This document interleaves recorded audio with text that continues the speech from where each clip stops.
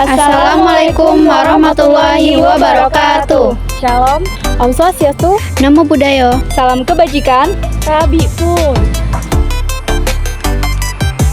Perkenalkan, nama saya Merisa Khairani dengan NIM 123110022 dari program studi Fisika. Nama saya Salsabila Muharani dengan NIM 123290037 dari program studi Sains Atmosfer dan Keplanetan.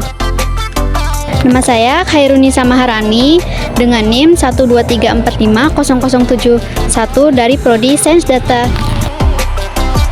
Nama saya Wiwit Olivia Wulandari dengan NIM 123270044 dari Prodi Kimia. Saya Sanda Erika Santi dengan NIM 1232700 dari program studi Kimia. Selamat menyaksikan. Dalam tugas RBL ini, kami mengangkat judul Penerapan Prinsip Elektromagnetik dalam Pembangkit Listrik Generator Tenaga Air, Studi Kasus Konversi Energi Mekanik dari Aliran Air menjadi Energi Listrik menggunakan Hukum Faraday dan Hukum Lenz dengan variasi uji laju aliran air.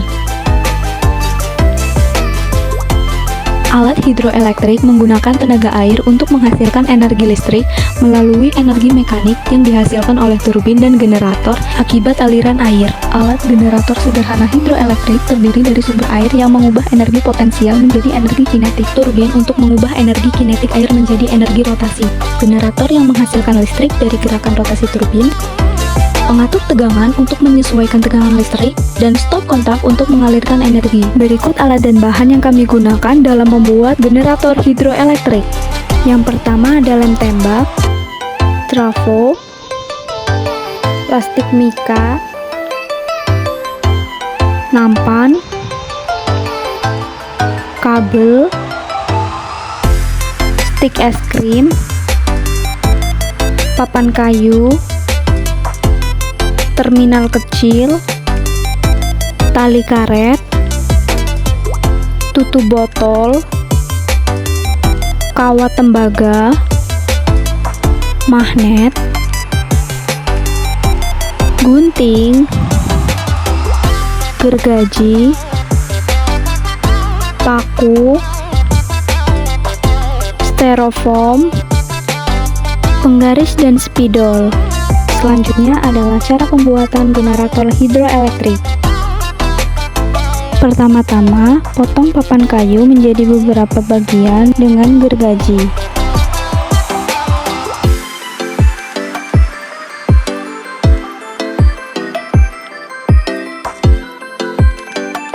Kemudian, potong plastik mika menjadi dua bentuk lingkaran dengan ukuran yang sama. Plastik mika ini nantinya berfungsi sebagai generator dengan salah satu sisi terdapat magnet yang berputar dan di sisi lainnya terdapat kawat tembaga yang dapat menghasilkan energi listrik. Buatlah titik pusat pada tengah lingkaran yang digunakan sebagai poros generator. Tempelkan semua magnet-magnet dengan menggunakan lem bakar. Lubangi poros lingkaran magnet dengan menggunakan paku. Belah tutup botol menjadi dua dan tempel pada lingkaran lainnya. Lilitkan kawat tembaga pada tutup botol. Selanjutnya adalah proses perakitan turbin dan generator. Pasang turbin di bagian depan dan generator yang terdiri dari magnet dan lilitan kawat tembaga di bagian belakang. Hubungkan turbin dan generator dengan tali karet.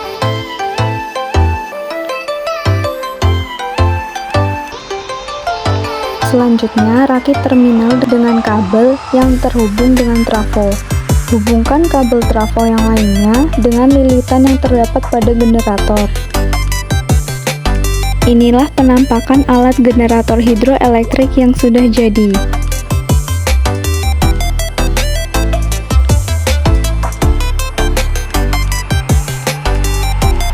Selanjutnya adalah uji coba alat.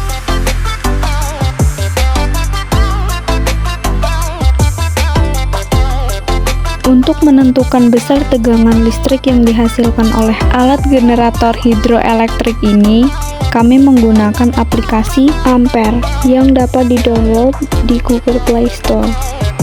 Saat penguji cobaan alat, aliran air berpengaruh pada besarnya tegangan listrik yang dihasilkan.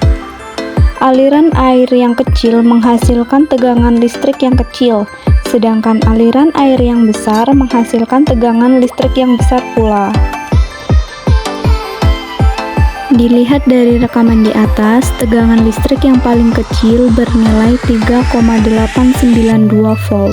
Dan tegangan listrik yang paling besar adalah 4,018 volt. Kelebihan generator hidroelektrik ini dapat menghasilkan tegangan listrik sebesar 4,018 volt. Sedangkan kekurangan pada alat ini yaitu tidak dapat menghitung besar debit air yang mengalir pada alat tersebut. Kesimpulan yang dapat diambil adalah kuatnya aliran air berpengaruh pada tegangan listrik yang dihasilkan oleh alat generator hidroelektrik. Semakin besar kuat aliran airnya, maka tegangan yang dihasilkan akan semakin besar. Hal ini sesuai dengan hukum Faraday dan hukum Lenz yang menjelaskan bagaimana perubahan fluks magnetik menghasilkan gerak gaya listrik. Terima kasih telah menyaksikan video kami. Kami akhiri. Wassalamualaikum warahmatullahi wabarakatuh.